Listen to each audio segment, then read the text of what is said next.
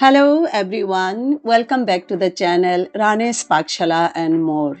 রানীর পাকশালা and more চ্যানেলে সবাইকে আবারও স্বাগত। শীতকাল প্রায় শেষ হতে যাচ্ছে, দেশে তো বটেই, এখানে নেদারল্যান্ডসেও। তাই শীতের শেষ আমেজটুকু উপভোগ করার জন্য আমি আমার শাশুড়ি মায়ের রেসিপি অনুসরণ করে বানালাম একটি বিশেষ পিঠে, সুজি ও নারকলের ভাজা পিঠে। আর এই পিঠেটি বানানোর জন্য আমাকে প্রথম থেকে শেষ পর্যন্ত সাহায্য করেছেন আমার মেজো জা ঝর্ণা ভট্টাচার্য।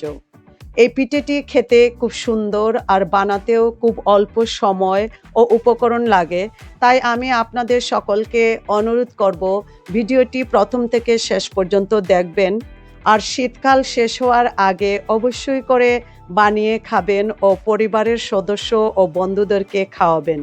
তাহলে চলুন দেখে নিন আমি কি করে বানালাম।